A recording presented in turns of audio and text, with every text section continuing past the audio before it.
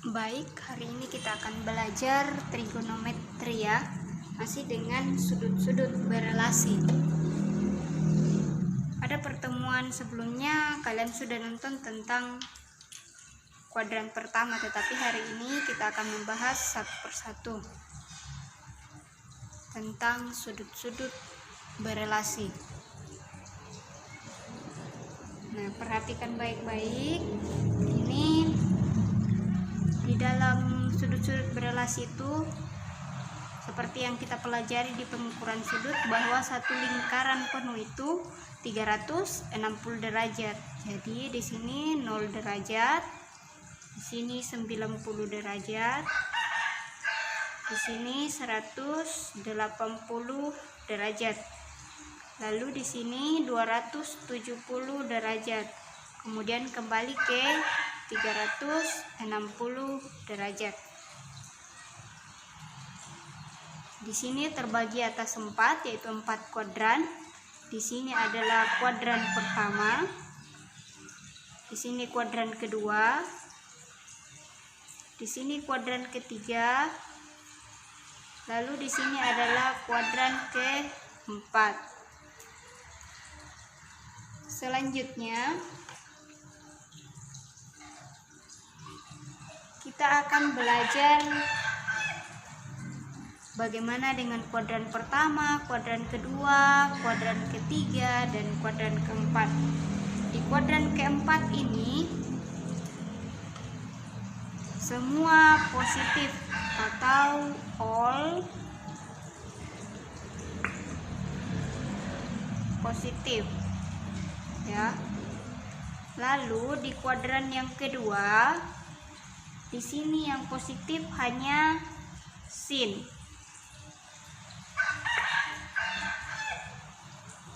Yang ketiga yang hanya positif adalah tangen.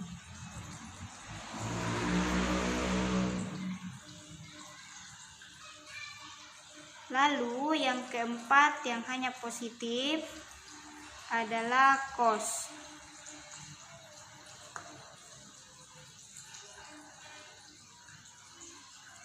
Nah, untuk memudahkan menghafal, di sini saya sudah tulis yang pertama untuk memudahkan. Karena semua sayang dan terlalu sayang akhirnya tetap positif, artinya di sini S di sini adalah semua, di sini semua. Lalu S di sini adalah sin. Di sini T di kuadran yang ketiga, T itu tangen, dan S di bukan sayang ya, tapi cinta maksudnya di sini. Salah tulis. Ya. C di sini artinya cos. Akhirnya tetap positif, artinya semuanya adalah positif. Atau kalau misalnya mau yang lebih mudah lagi, pakai yang ini. Semua si tanco pasti positif. Si adalah sin, si adalah sin, tan adalah tangen, lalu co adalah cos. Pasti positif, artinya semuanya adalah positif. Lalu yang berikutnya kita akan masuk bagaimana dengan cara cepatnya supaya cepat mengingat. Cara mudahnya, misalnya saya tulis di sini ya, harus ingat baik-baik yang ini. Ingat 180 derajat atau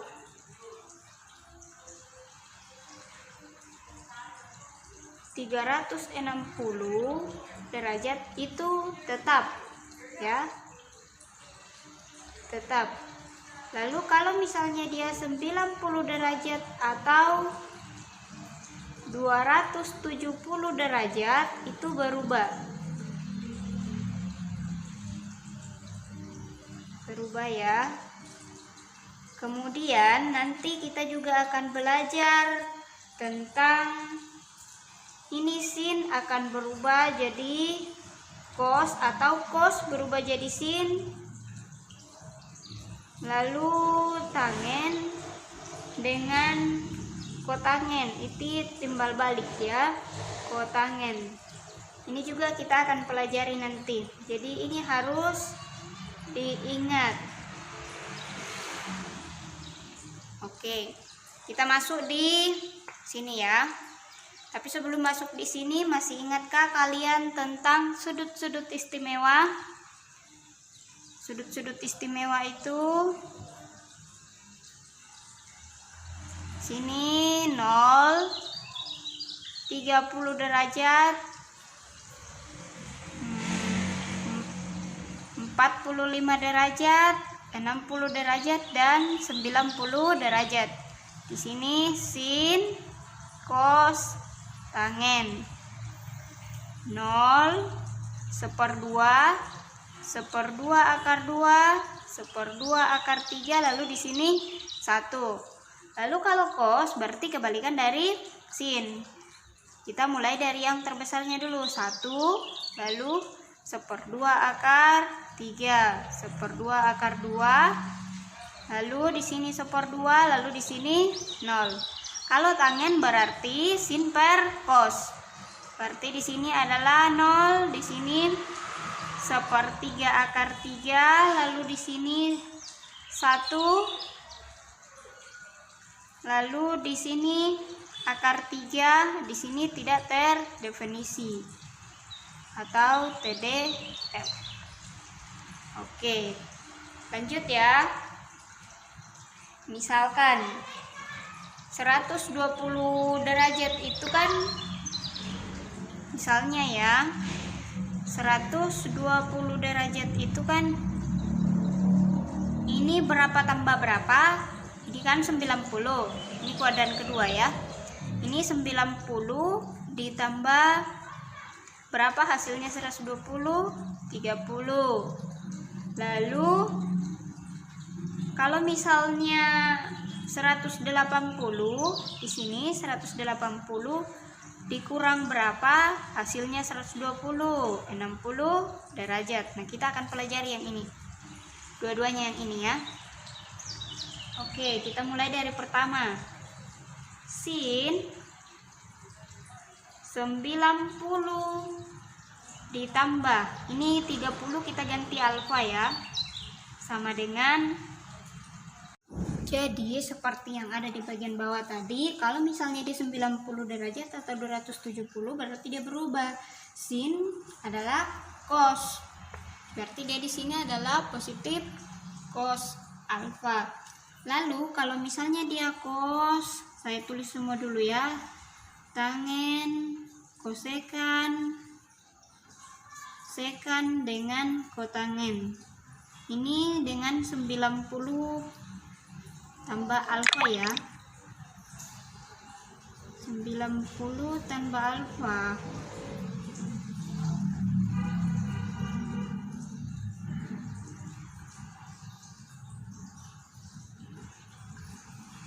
Oke, kalau misalnya dia cos 90 berarti dia di sini bagaimana? Jadi sini adalah min sin alfa. Kalau misalnya dia tangen berarti min kotangen alfa, karena yang di kuadran kedua itu yang positif hanya sin, berarti ini aja yang positif. Jadi selebihnya negatif. Tetapi kalau misalnya sin untuk kosekan kan seper sin kan kebalikan dari kosekannya, ini kan seper sin, maka di sini pasti positif. Jadi dia di sini sama seperti di atas, sin jadi cos berarti kosekan jadi sekan. Sekan alfa. Jadi di sini positif, di sini negatif.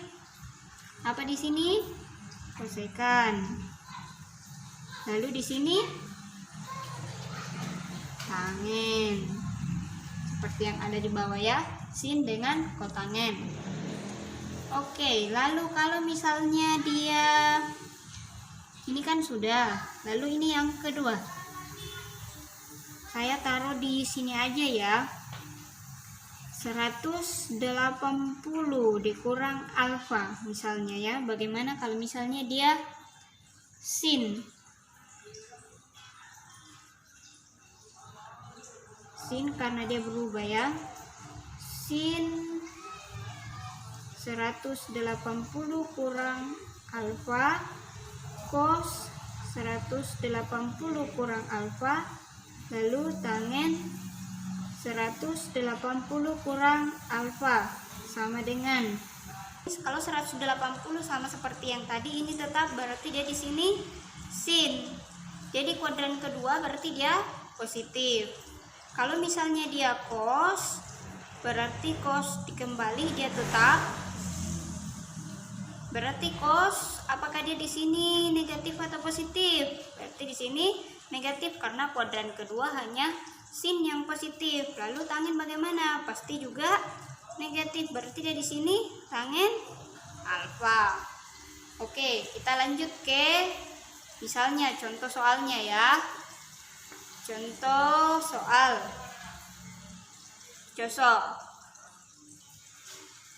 Misalnya cos 120 derajat. Kita pakai 90 derajat yang plusnya dulu ya. Cos 120 derajat sama dengan berapa tambah berapa, hasilnya 120 pasti 90. Berarti cos 90 derajat tambah 30 derajat sama dengan, kita lihat, perhatikan baik-baik yang ini aja, ujungnya dilihat ya. Berarti di sini cos 30 derajat. Karena dia berada di kuadran kedua 120, yang positif hanya sin, maka cos 30 derajat, jadinya cos 30 derajat. Ini di kuadran berapa? 120, berarti di kuadran kedua. Kuadran kedua yang positif hanya sin.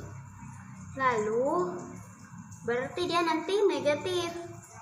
Terus apalagi yang berubah? Ada nggak yang berubah kira-kira? Oke. Tadi dikatakan kalau misalnya dia 90 derajat atau 270 derajat berubah, berarti dia berubah di sini. Berarti dia jadi sin 30 derajat. Berarti dia di sini negatif. Sin 30 derajat sama dengan 1/2. Oke, jadi min 1/2. Oke, jadi kalau misalnya dia cos 120 derajat sama dengan cos 90 derajat tambah 30. Kita pakai yang ini ya, 90. Berarti nanti berubah. Jadi cos 30 derajat, jadinya kita ambil yang terakhirnya aja. Jadi cos 30 derajat. Cos 120 derajat ini atau derajat 120 derajat ini berada di kuadran mana? Berarti berada di kuadran kedua. Kuadran kedua itu yang positif hanya sin. Maka nanti ini cos berarti jadi negatif. Ya, negatif. Kenapa dia jadi sin?